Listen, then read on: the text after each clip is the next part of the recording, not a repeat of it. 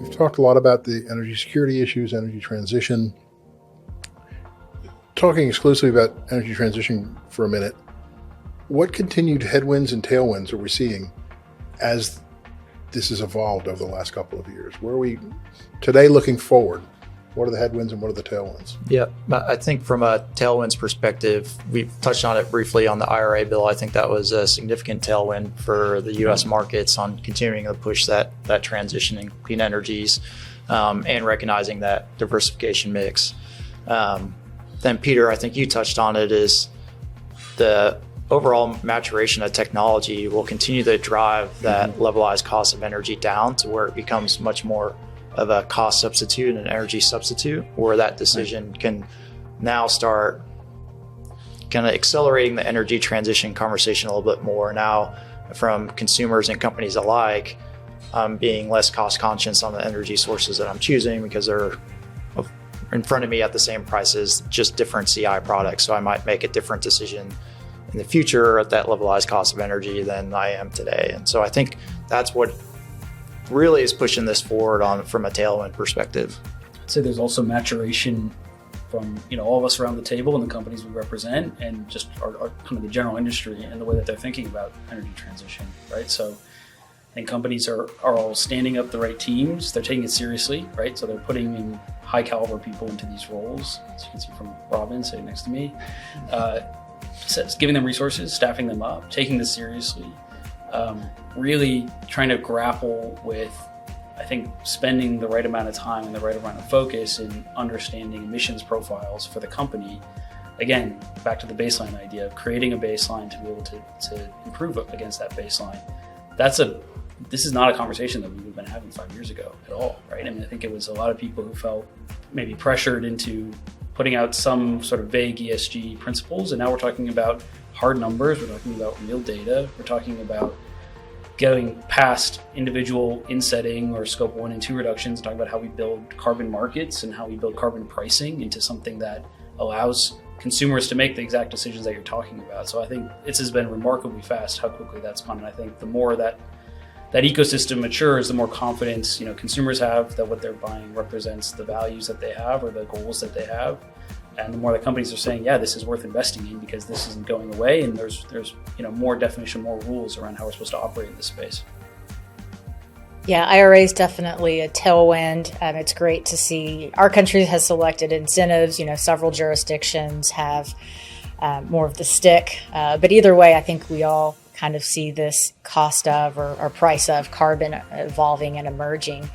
But beyond IRA, I think some of the potential headwinds that we've seen time and time again are, if we can just kind of get out of our own way. Sometimes policy can actually be inhibiting, and sometimes the regulations or even just the processes aren't there. So as we're thinking about permitting, whether it's in my world to get these Class 6 sequestration wells, or permitting for new transmission to move new power across the states or even intrastate, it's a lot of process, and we need to be able to clear those paths so we can do things in a reasonable time frame that will actually enable us to make the changes in the time frame that meet all of our goals.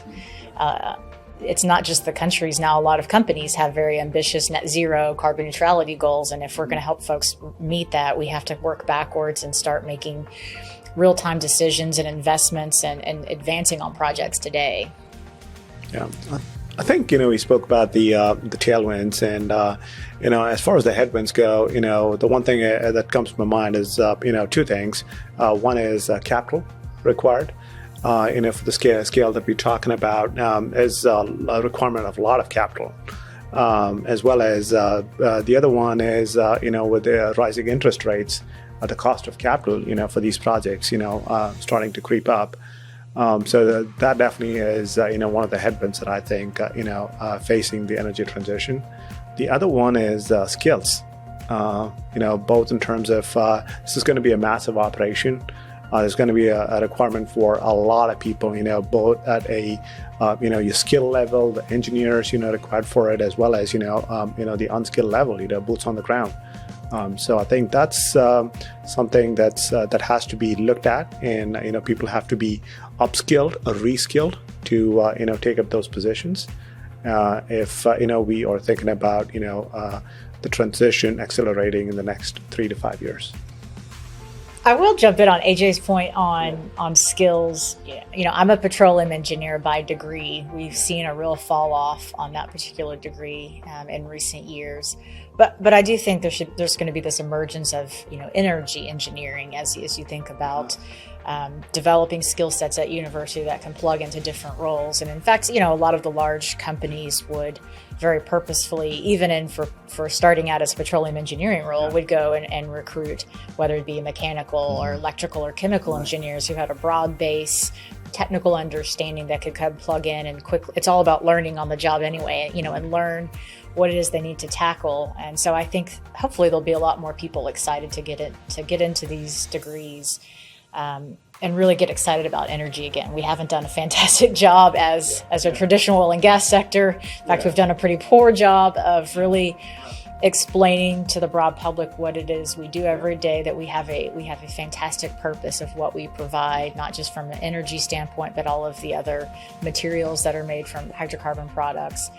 And so as we're developing new products, fuels, technologies, it's really exciting, and we got to attract those top minds and curiosities to come and want to work in this space. I think it's a great point, and so it should be very good from an economic job creating. But we got to get the right people in up front so we can innovate. Now you piqued my interest on this topic. So as you were speaking, I was just thinking about the curriculum that's in the universities today. I've not kept much in touch, so I'd be curious to see how much of it is being incorporated into the curriculums as we speak. Let's say petroleum engineering, right? Some of the top schools, Mines, A&M, UT, or OU, what's being incorporated there, in terms of curriculum. Are they is hydrogen, being taught, CCUS, or has the curriculum changed, to keep up with the changes and the needs? So that's something, that should be looked at. I don't know if any of you have any thoughts about that. I think that's a very important point. And how do we maintain that, the petroleum engineering in particular? Because, Robin, one of the points you made a minute ago that really resonates with me is the other uses for energy that seems to have been left out of the conversation the last several years. And I've been reading recently that the lack of natural gas is not only going to impact people being able to heat their homes, but us being able to feed the world, because it's a huge component, not only an input to fertilizer, but a component of making it in the first place. And these are things that people tend to forget when they discard our industry entirely, but it's well beyond just gas going into cars. It impacts everything everyone does and every product you buy. That's right. And I think, maybe that also has to be, incorporated, as, part of your curriculum, as well as awareness, in this context, So I think that's pretty key. That's a very good point, Geoff.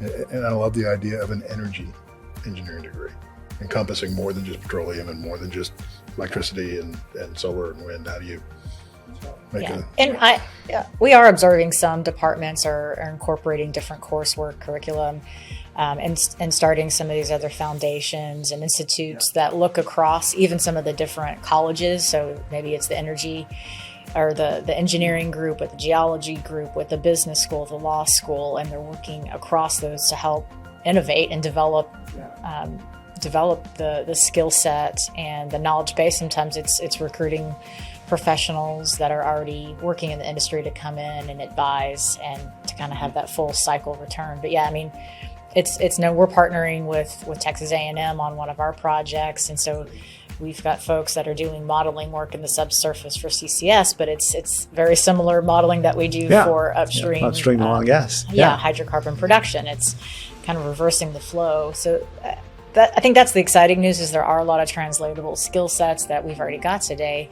And so it's really just getting the next generation excited about coming into our space. Everybody, there's the enamor of going to work for a Google, Alphabet, or Facebook, now Meta.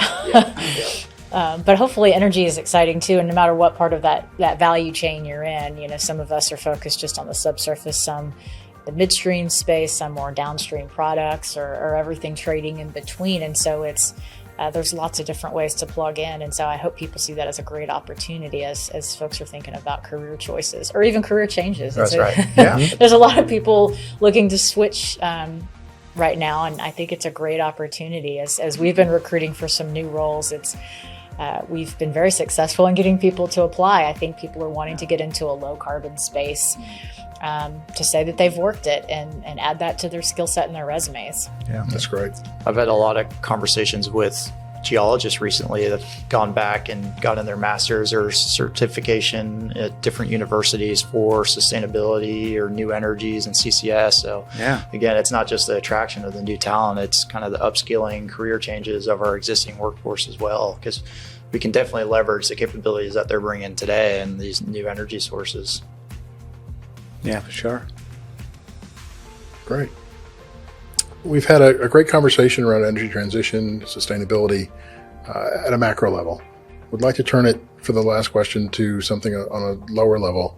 Kind of, how are your companies navigating the energy transition? What low carbon opportunities are you participating in? How are you thinking about investments?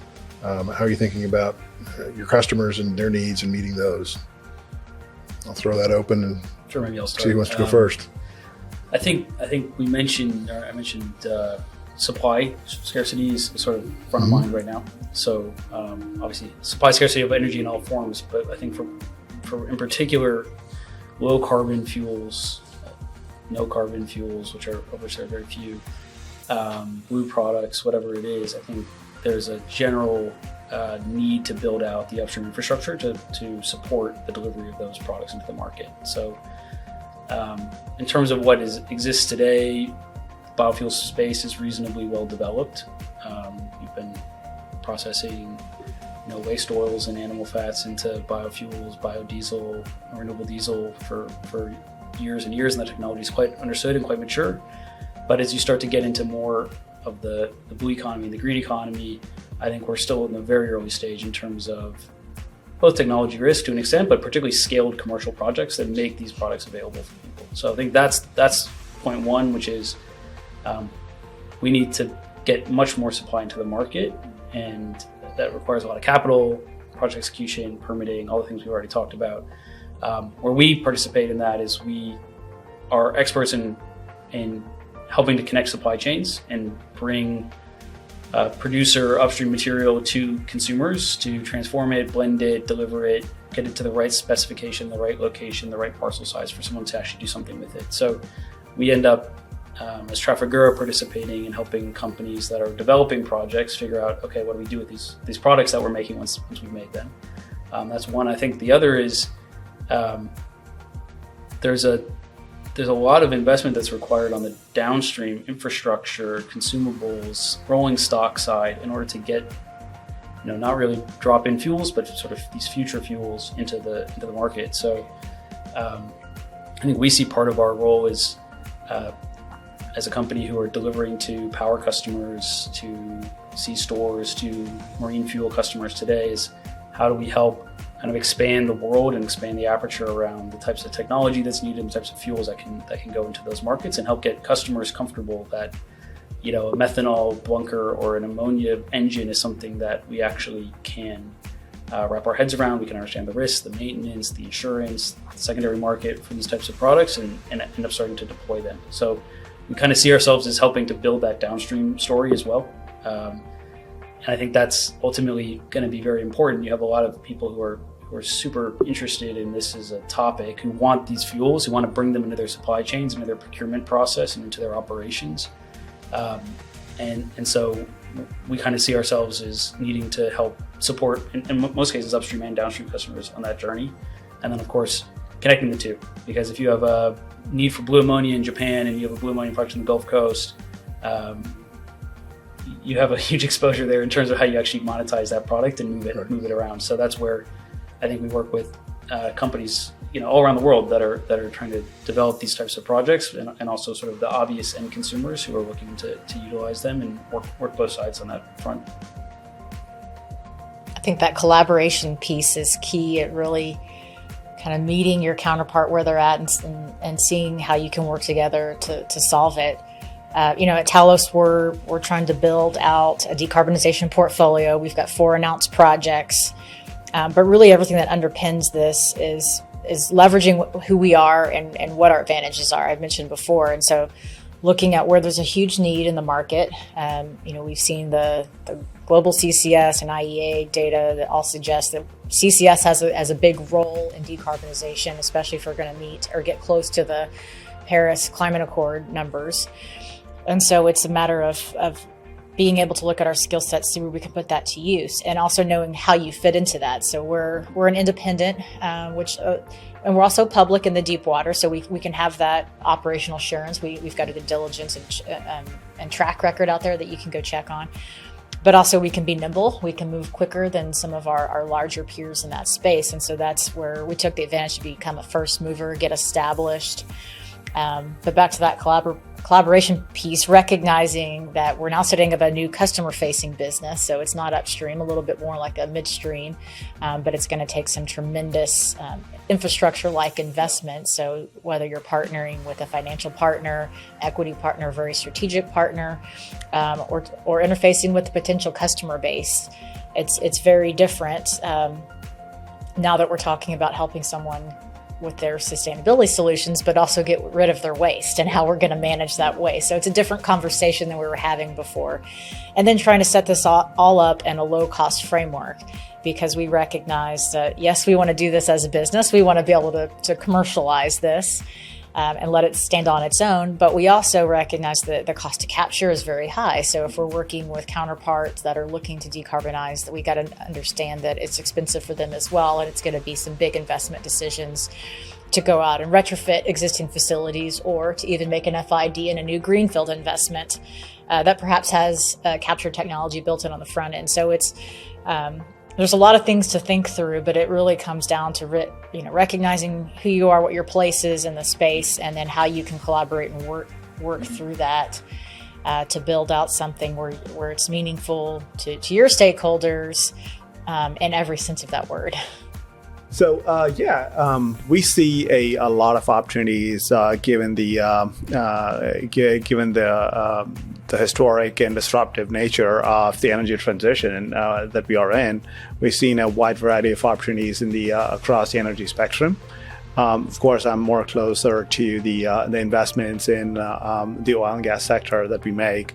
But that said, Oaktree is always invested and is continuing to look at opportunities in the green energy companies. In the recent past, I would say we've invested in a wide variety of companies focusing on the space. Be it an investment in a company that makes composites for windmill blades, or be it an investment into a company that is in the business of renewable diesel. We've also invested in an environmental company which provides environmental and remediation services to a wide variety of end markets, including wastewater, energy, and power. And there's also an investment in a couple of companies that focus on, you can call them as energy as a service companies. So these are companies that are technology driven and help companies with energy management and help them transition towards their carbon neutrality goals. So there's a wide variety, as you can see, there's a wide variety of opportunities where Oaktree is invested in. And this is just within our strategy, and other strategies within Oaktree also continue to look at opportunities in the space. And it's interesting times. So I think what's really interesting hearing from everyone on the table is how sort of have the core competency identified of how we want to play in the space. What is the niche role that each of us need to be able to sort of add value, and then I think we're all also at the same time figuring out how we need to redefine or expand the definition of what we've done previously. I know from the Trafigura side, we set up a venture capital fund, for example, a few years ago that just looks at emerging technology companies, small scale companies, putting direct equity investments into those companies. We've done about 9 now across hydrogen, both blue and green, ammonia, long duration energy storage, carbon capture. It's something that we felt in this new world, we need to stay relevant, we need to stay informed, we need to stay engaged with these companies as technology becomes a bigger and bigger determinant of who wins and who loses and what gets adopted and how commodities are produced and traded. I think that's something where we think it's a little bit out of our traditional operating mold, but it's something that we absolutely need to adopt into the sort of energy transition opportunity set. I think opportunity is really what it's all about. I think it's very exciting as you look across whether it's energy transition or ESG or sustainability. There's a lot of opportunity for investment, for innovation, and really it's about kind of creating long-term value and growth. And as you're looking for those kind of opportunities, whether it's company growth, personal growth, there's a lot to be tackled and solved and to be developed. So it's a very exciting time. Absolutely. That concludes our discussion. Kyle and I would like to thank Robin, Peter, and Ajay for their contributions to our conversation today. We hope you found the conversation robust and enjoyed it, and will join us on future episodes of The Next Imperative. Thank you. Thank you. Thank you, guys.